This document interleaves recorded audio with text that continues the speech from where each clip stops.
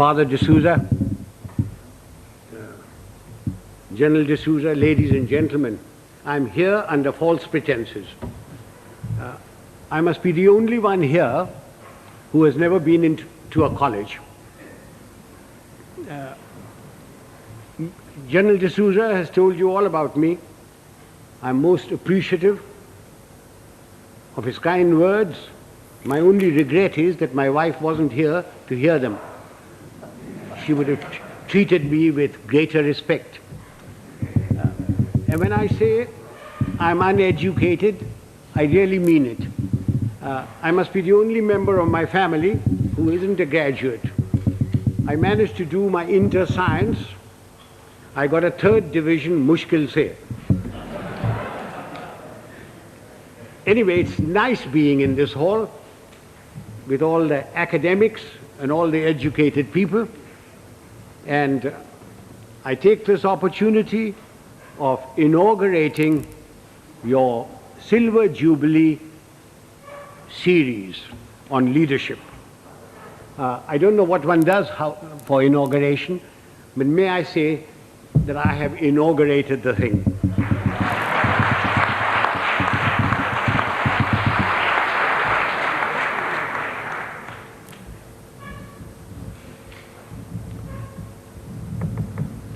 For a long time,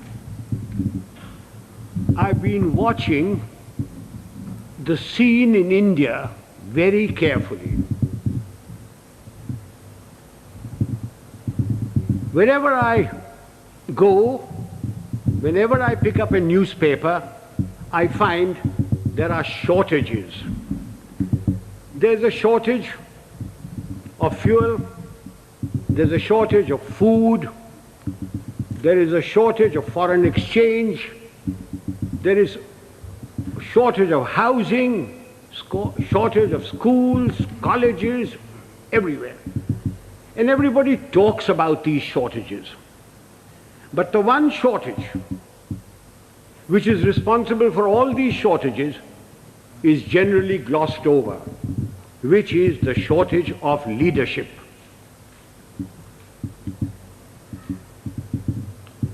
Father, don't misunderstand me, and gentlemen of the press, please don't misquote me, which you are always capable of doing and which you continue doing.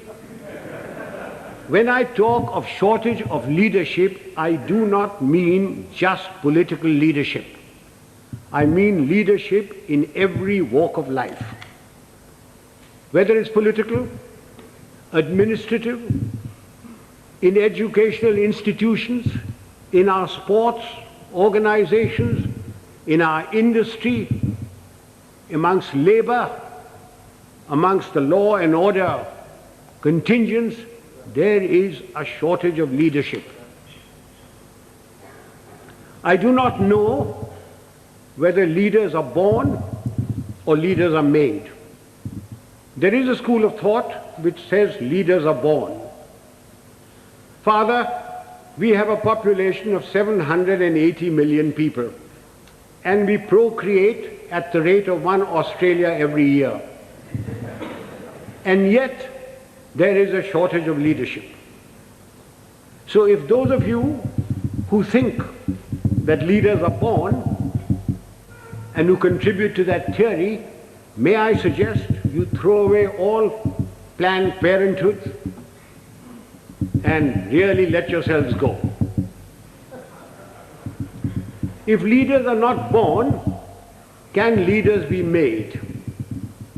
It is my view that give me a man with reasonable common sense and decency, you can make a leader out of him. What are the attributes of leadership? There are many attributes. The cardinal attribute for leadership is professional knowledge and professional competence. Now you will agree with me that you cannot be born with professional knowledge. Even if you are the child of a minister, the son of a member of parliament or the progeny of a field marshal. Professional knowledge has to be acquired the hard way. It is a constant study. Professors, engineers, architects, lawyers, solicitors, doctors, they all study their professions continuously. They all contribute to magazines, to newsprints, to all sorts of things.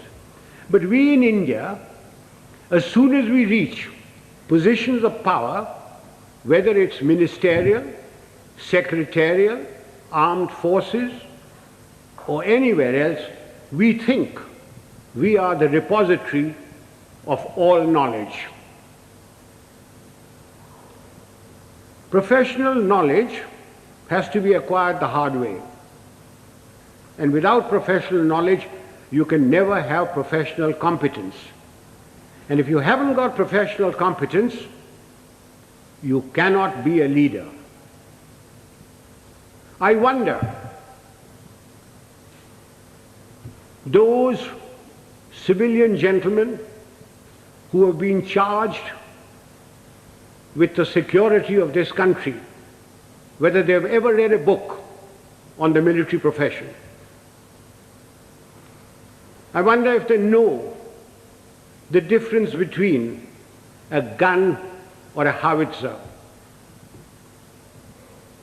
I remember a minister one day coming to me.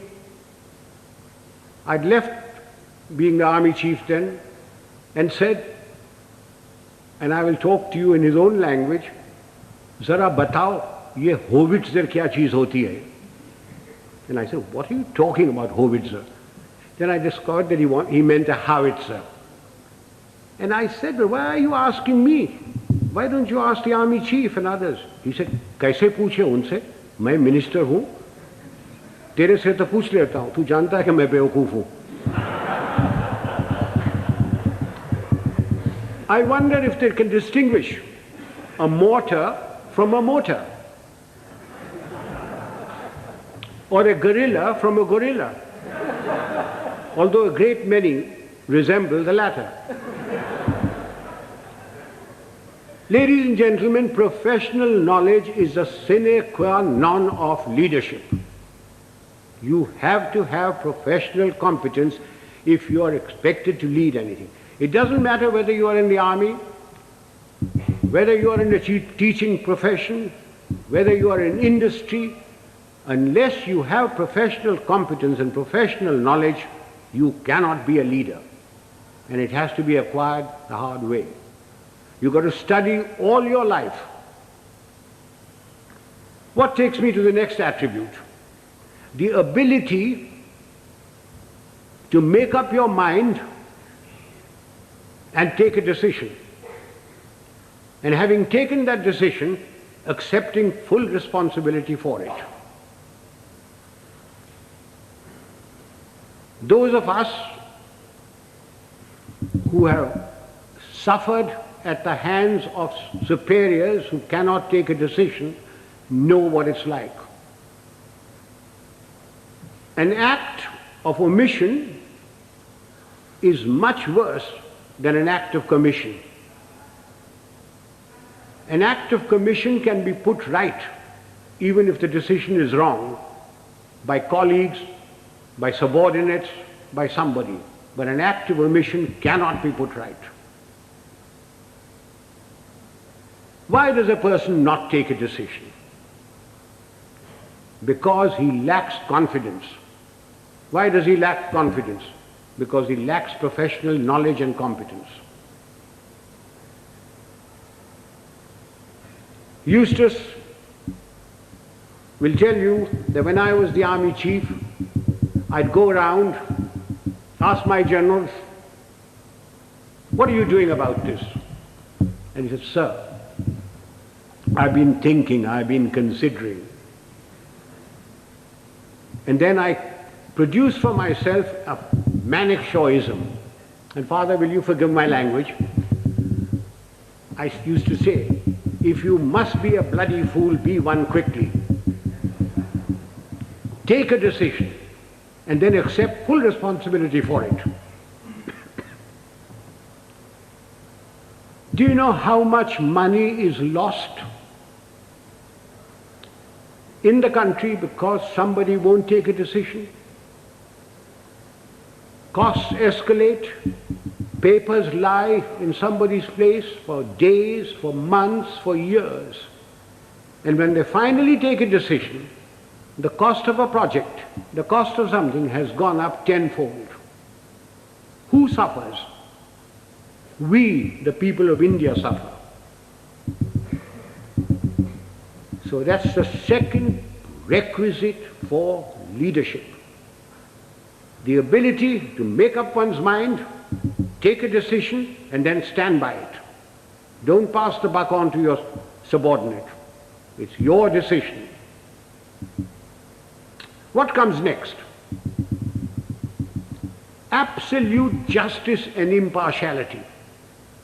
Those of us who have dealt with masses of men, and I've dealt with over 1 million men in my time, know the value of this. Absolute justice and impartiality. No man likes being punished, and yet men will accept punishment if they know that everybody who commits that sort of a crime gets the same sort of punishment. They will take it stoically. They may not like it, they may not like you, but they will respect you. No man likes being superseded, and yet people will accept supersession if they know that it's been done fairly and they've been superseded by somebody who is better than them. But not because he happens to be a minister's son or related to Father D'Souza or the field marshal's wife's current boyfriend. Men will accept supersession. They may not like it, but they will do it. Now, ladies and gentlemen, this is very, very important in our country. We have tremendous pressures. We have large families. We have fathers, mothers, uncles, aunts, nephews, nieces, their fathers, mothers, etc. We have pressures from them. We have pressures from members of parliament. We have pressures from all sorts of people. And we lack the courage to withstand that pressure. This is very important for us in India. And that takes me to the next attribute: moral and physical courage. I do not know which is more important, moral courage or physical courage. Were I talking to a lot of soldiers, I would lay emphasis on physical courage. But since I'm only talking to a handful of soldiers, and mostly civilians, I will lay emphasis on moral courage. What is moral courage? Moral courage is the ability to distinguish right from wrong. And having distinguished that, you must have the courage to stand up and say your piece, irrespective of what your superior thinks, irrespective of your colleagues, irrespective of your subordinates. You must have the courage to say so. A yes man is a horrible man. He must be shunned. He is a disgrace. He may rise very high. He may become a minister. He may become a field marshal. But he will never, never become a leader. He will be used by his superiors. He will be disliked by his colleagues, and his subordinates have no respect for them. Moral courage is essential. Now, since you wanted to know Some examples of moral courage from my past. I will give you a little story. In 1970, when General Yahya Khan put all the pressure on East Pakistan as it was then, and refugees started coming to India, there was a cabinet meeting. I remember the date very well, 28th of April. I was summoned. I had a very strong Prime Minister and Mrs. Gandhi, who ranted and raved at me, said, "What are you doing about it? I've got so many refugees. The Chief Minister of Bengal has just sent me a telegram. The Chief Minister of Tripura has done this. The Chief Minister of Assam is writing that there are more Bengalis there than their own population. What are you doing about it?" And I said, "Nothing. Got nothing to do with me." And she said, "I want you to go in and take action." And I said, "Do you know what that means, Prime Minister?" And she said, "No." I said, "It means war." And she said, "I don't mind if there's war." So I said, "May I please quote from the Bible, the first book, the first chapter, the first verse? God said, 'Let there be light,' and there was light. And you say, 'Let there be war,' there be war. Are you ready?" "I'm not ready. I'm not prepared. It is not the right time to go in. The monsoon will break very shortly, and the whole of East Pakistan will be a swamp. I will not be able to operate. The Air Force will not be able to operate. April is a month when we glean the harvest." And the Agriculture Minister was Mr. Fakhruddin Ali Ahmed. And I said, "I will require every railway wagon, I will require every train, I will require all the road space to move my troops. And you will not be able to move your harvest. And then if there is a famine, don't blame me." And I said, the passes in the Himalayas start opening now, the snow melts. And then if the Chinese give us an ultimatum, I will have to fight on two fronts. And then the External Affairs Minister, a Khalsa, Sardar Swaran Singh, said, "Do you think China will give ultimatum?"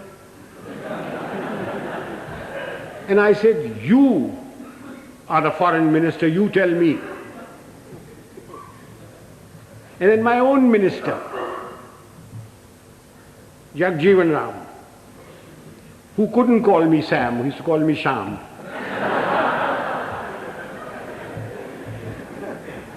He said, "Sham, maan jao na." I said, "You can manne ki baat hai? I'm telling you what the facts are." And I said, "If you want me to do this, Prime Minister, I guarantee you 100% defeat. Now, Prime Minister, give me your orders." And there was dead silence. And she turned round and said, "The cabinet will meet at 4 o'clock. This happened at 10:30 in the morning. So, as the cabinet ministers walked out, I being the junior most man there, was the last to go, she said, "Chief, will you stay behind?" So I shut the door and I said, "Prime Minister, before you speak, do you wish me to send in my resignation on grounds of health, mental or physical?" And she said, "Oh, sit down." He said, "Everything you told me correct?" I said, "It's my job to fight. It's my job to tell you. If your father in 1962 had me as his commander-in-chief, the country would not have been disgraced. The army would not have been beaten. But the army chief did not have moral courage of turning around and telling him he wasn't ready." So she said, "All right, you know what I want?" And I said, "Yes, I know what you want. And I must be allowed to do it my own way." And she said, "All right, you know what I want." So, ladies and gentlemen, there's a very thin line between becoming a field marshal and being dismissed. I just gave you an illustration of moral courage. Of course, I didn't worry very much because my wife had money. If I'd gone, she would have looked after. She would have looked after me. So much for moral courage. Now I come to physical courage. Fear is a natural phenomenon like hunger and sex. Anyone who says he is not frightened is a liar, except perhaps the Gorkha. Everyone is frightened. It is one thing to be frightened and quite another to show fear. It's when your knees are knocking and your teeth are chattering and you're about to make your own geography. That's when the real leader comes out. If once you show fear in front of men that you may be commanding, it doesn't matter whether they're soldiers, they are clerks, they're labor, there are students. Once you show fear, you should quit. Now again, General D'Souza said, I must give some examples from my own life. This was in Burma in 1942. I was commanding a Sikh company, big tough chaps, very fond of them. I had a man called Sohan Singh, big man, stood about 6'4". He had been promoted many times to Lance Naik, to Naik, and every time, because he was a Badmash, he was broken. We'd had lots of casualties and we had to make promotions. So we had a promotion conference with the commanding officer, and Sohan Singh's name came up and I said, no use making him, he'll be broken tomorrow. So he was passed over. The conference finished, names were published. I came back to my Basha where my company was in the jungle, and I found my senior Subedar Balwant Singh terribly worried. And he said, Saab, Sohan Singh ko kaid kar diya. I said, क्यों क्या हुआ? उसने बोला कि आज आपको साहब गोली मारेगा. I said, oh, अच्छा, पेशी होगा. So a stool was put in, a table was put there, and Sohan Singh was marched up in front of me. Sohan Singh was at that time a light machine gunner, and light machine gunners carried pistols, and his pistol was taken away from him. So he was marched up in front of me. The usual charge was read out. And I said, Sohan Singh, क्या बात है? साहब गलती हो गया. So I said, तुमने बोला कि तू हमको गोली मारेगा. So I picked up the pistol, loaded it, walked up to him, handed the pistol to him. I said, तेरा दिल है मारने का, मारो. And he said, नहीं साहब गलती हो गया.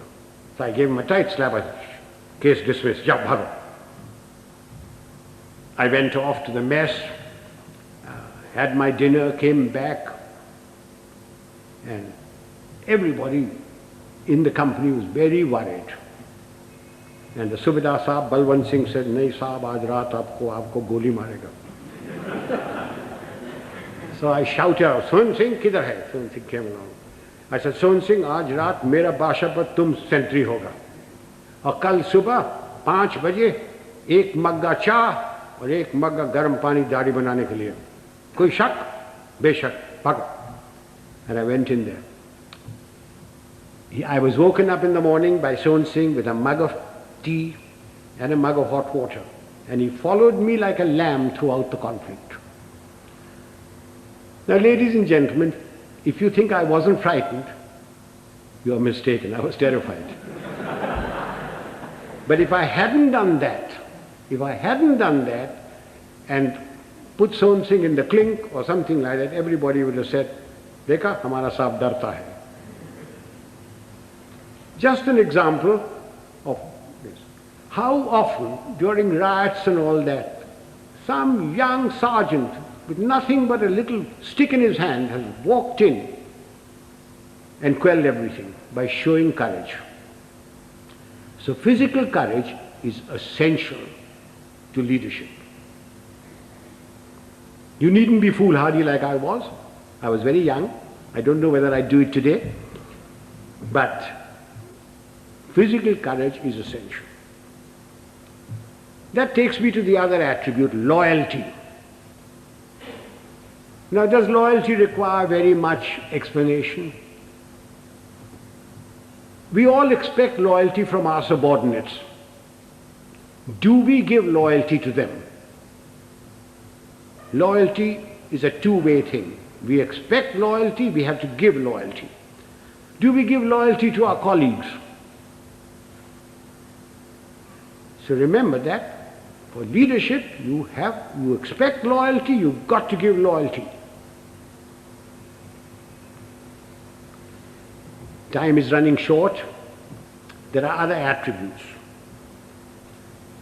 Remember, leadership is nothing else but management of men and resources. Management of men. Men have problems. Men in numbers can be very nasty, and a leader must be able to deal with them very firmly. When people misbehave, like they are misbehaving in Bombay these days, it's no use saying Jai Hind to them. You've got to deal with them very, very firmly. But you must never forget that men have problems. They have human problems. They have problems of debt, of family problems. They get easily despondent. And therefore, the leader must have a human touch. He must have a sense of humor to get them out of their despondency. He must have the gift of the gab. Unfortunately, our leaders have the gift of the gab, but they have no sense of humor. Further, men and women, generally speaking, like their leader to be a bit of a man, a bit of a lad. Take examples from history. Julius Caesar. Julius Caesar, you will agree, he was a great leader. When he came to Rome, the senators used to lock up their wives. Take Napoleon. He had his Josephine and Marie Antoinette and Georgette and Paulette and any number of things. And you will agree he was a great leader. Take the Duke of Wellington. The night before the Battle of Waterloo, in his chambers there were more women of luscious proportions than staff officers. And he was a great leader. Do you know, sir, a thought has just struck me. All these three people that I've talked about had one thing in common. They all had long noses.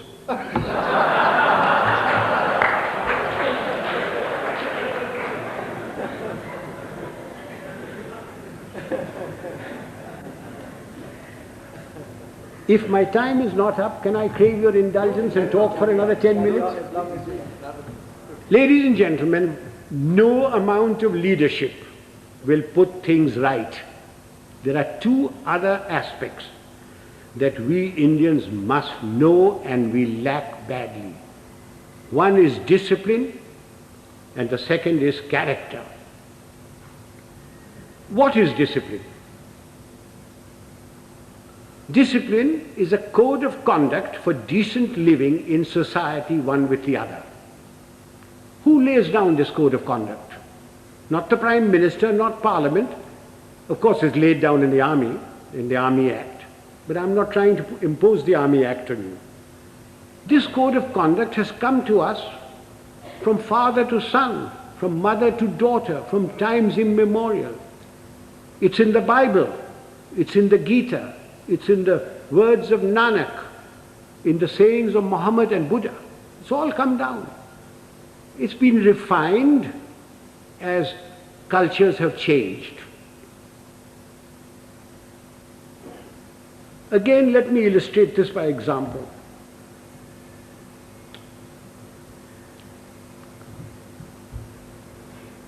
Non-punctuality is an act of ill discipline which is injurious to the state, injurious to its people. Some time ago, sir, I was invited to an university, as also my wife, unlike today.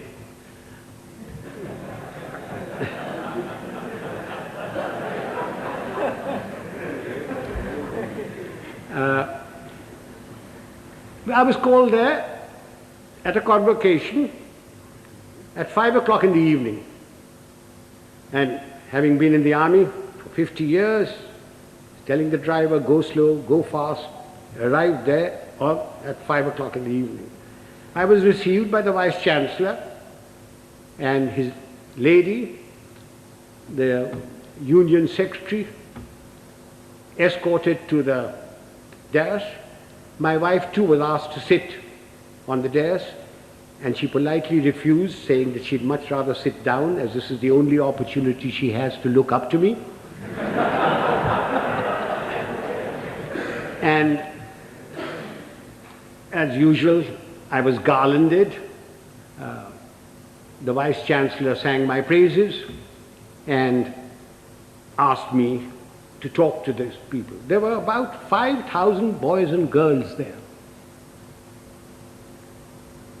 plus deans, plus professors, plus lecturers, everybody. And as I got up to get to the desk, to the lectern, the Vice Chancellor says to me, sotto voce, Field Marshal, a fortnight ago we had invited a VIP to the same function. He was allowed to stand at the lectern for exactly 15 seconds. I wish you good luck. I said to myself, had the Vice Chancellor said this in his letter of invitation, I wonder whether I would have come.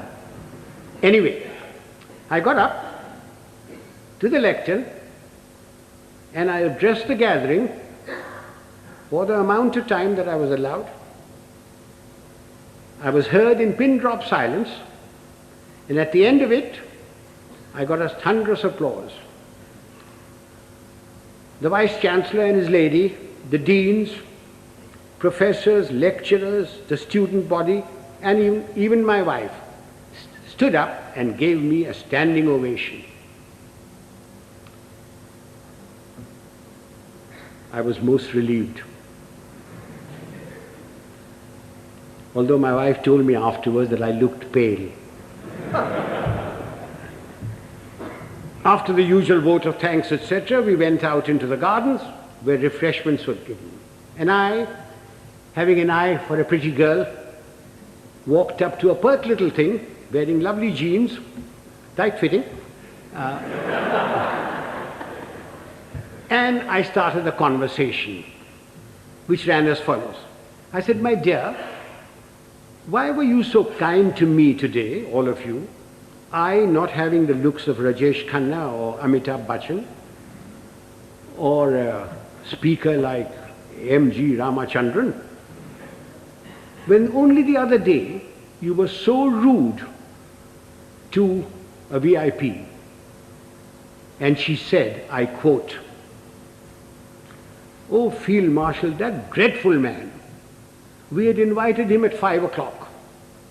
He turned up at 6.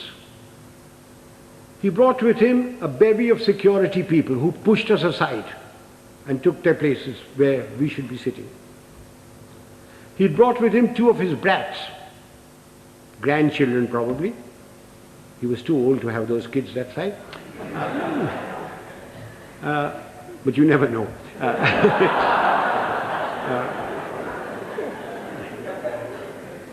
He was received by the Vice Chancellor and lady. He was the Union President garlanded him, and he demanded garlands for his 2 brats. The Union President, being very flexible, diverted the garlands for the Vice Chancellor and his lady to these brats. And then the Vice-Chancellor sang his praises, saying how fortunate we were that he had come here, that he has done so much for the country. And all the while, this man sat there. He had come unwashed, unshaven, wearing a dhoti, exposing 4/5 of his legs, scratching away. And the Vice-Chancellor said that the worthy had been to jail. When he said that, the girl said, I almost shouted he should be there now. Then the Vice-Chancellor asked him to go to the lectern and to talk to us. So he picked up the lemonade or limca or whatever was there, which belonged to his female offspring, and took a sip, which started a howl. When that subsided, the worthy came to the lectern and said, friends and well-wishers, I have not had time to prepare my speech, but my secretary has written something for me, and he produced a whole heap of paper. He said, without any premeditation, without any thought, we made a stay, very short. I unquote. Sir, I thank my lucky stars that 50 years in the army had made me come on time, that I'd been brought up to shave in the morning and shave in the evening if there was a function,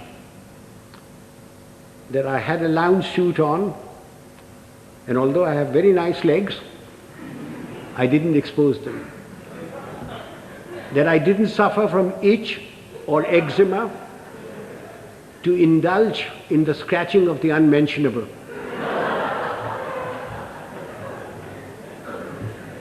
Now do you see what I mean by ill discipline? Had the worthy come on time, according to the program, talked to the people and given them advice, can you imagine what a lot of good it would have done? Instead of that, his act of ill discipline produced more ill discipline. Now this is not a matter to be laughed at and forgotten. We people in India are terribly ill disciplined. We think because we've got freedom that we can do what we like. I do not stop you from criticizing, to standing up for your rights. I think it's your duty to do it. But what I abhor are the acts that we've gone into because we've got freedom. Why do we have to spit pan all over? Why do we have to write on doors and things? Why do we have to keep staircases dirty and filthy? Why do we have to throw garbage in somebody else's compound? These are all acts of ill discipline. It is because of these acts of ill discipline that you have corruption, you have smuggling, you have all sorts of things. Even animals in Tanzania are better disciplined. I went there 4 years ago and I saw lions, lionesses, zebras, etc. They were all so disciplined. If the lion wanted to do his stuff, he went behind cover. He didn't spit. I came back from Tanzania. I arrived at Bombay airport. I cleared my baggage, and as I was walking out, there was a big, fat slob of a man who squirted damn pan on my trousers.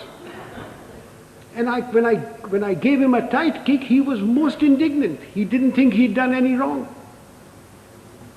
Why? Why do we tolerate it? So much for discipline. So everybody's been extremely well disciplined so far. Will you give me your indulgence for just another few minutes? I said character. By character, I don't mean the sort of thing which the father will preach to you. Of course you must be honest. Of course you must be truthful. Of course you mustn't covet thy neighbor's wife. Not when father is listening. Of course you mustn't. All that is part of character. But I mean something bigger. It's knowing yourself, knowing what you really are. Unfortunately, we lack that sort of character. And what little we have is denuded by our fans, by the sycophants around us, by the hangers-on. Again, let me illustrate this by an example. Some years ago, Hollywood produced a picture of the great violinist and composer Paganini. And they got a very handsome actor, tall, good actor, who had some knowledge of the violin to take the part of Paganini. And he was drilled to perfection, so that when that little cadenza was played and screened, the critics raved over it, raved at the movement of his fingers and of his bow. And this man's fans, sycophants, hangers-on, went on telling him that he was greater than Menuhin, greater than Heifetz, greater than Chrysler. And the man started believing it. And it took 8 months in a psychiatric home to rid him of this delusion. Do you know, sir, after the 1971 conflict, my fans, my hangers-on, the sycophants around me kept telling me, "Sir, you are the greatest general the century has produced. You are better than Rommel. You are better than Guderian. Auchinleck was nothing." And just as I was beginning to believe it, the Prime Minister created me Field Marshal and sent me off to the Nilgiris. And a hard-headed, no-nonsense wife deprived one more inmate of a psychiatric home. I thank you, sir.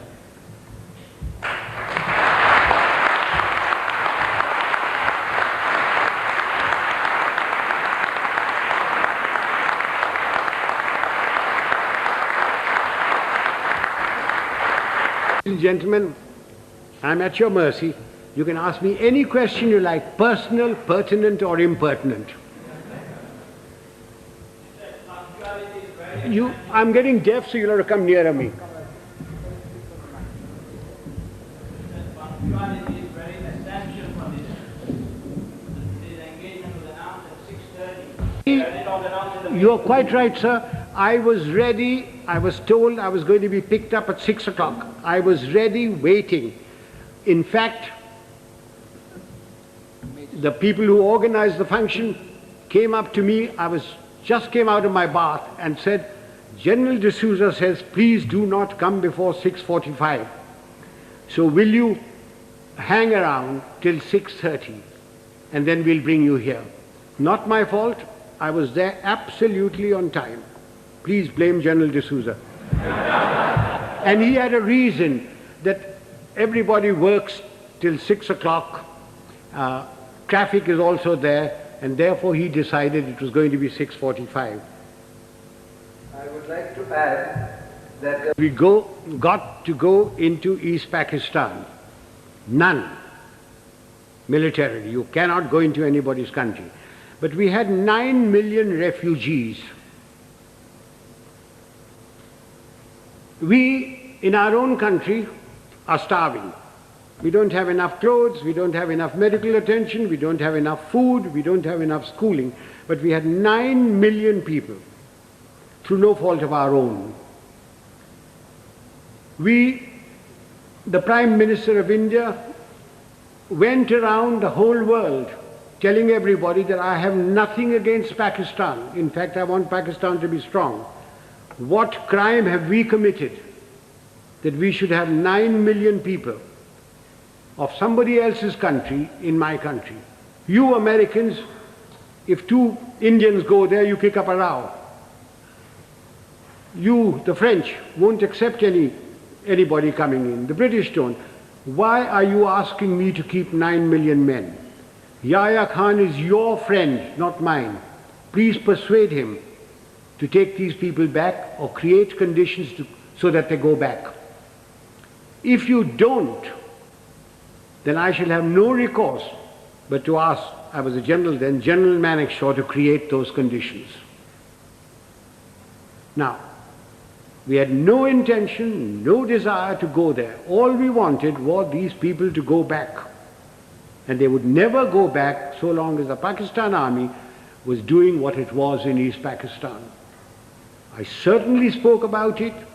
I understood the problem as a soldier and also as an Indian. Now, you asked me about Sri Lanka. The number of refugees that have come in, very small. In fact, they don't want to go back. They're being pushed back. If 2 million camels had come in, perhaps we would have had to take some action.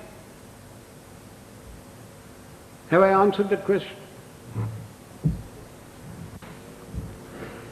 Would the young lady stand up? Let me look at her. Don't be shy. Oh, thank you, dear. What steps are taken from the moment this is leadership has been our profession for thousands of years. For thousands of years. The army has provided the leadership. From the moment the man joins, he comes into an environment of discipline and somebody who is his leader there, and he learns.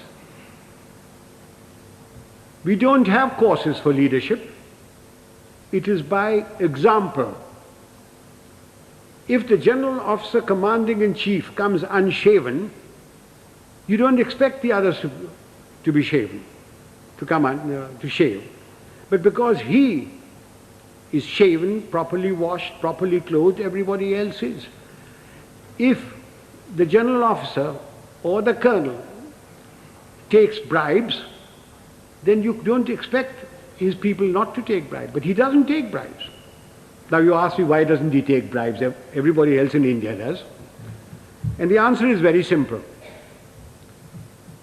It's environment and also fear. If I gave an order and one man disobeyed it, he could be tried by court-martial and given 2 years imprisonment. If 2 men disobeyed my orders, it is considered as mutiny. He is tried by general court-martial, and given 14 years imprisonment.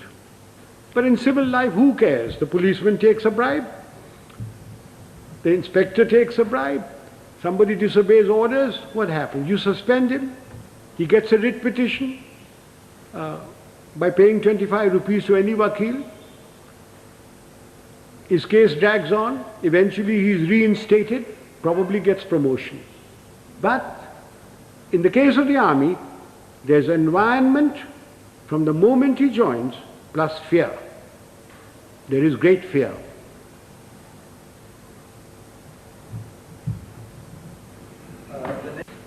We Indians are alleged or supposed to be very religious people.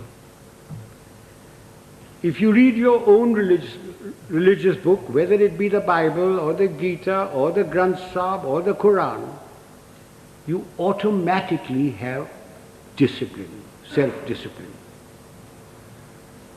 From your childhood, if your parents are doing their duty, you get discipline into you. If you have any pride in yourself, you have discipline in you. So, talking of self-discipline, there it is. The Roman Catholic Church has done a great deal, for bringing discipline into the world. It has erred at times, but it has done a great deal for bringing self-discipline. One of the things is the confession. That has brought a great deal of self-discipline in people. You can confess to yourself.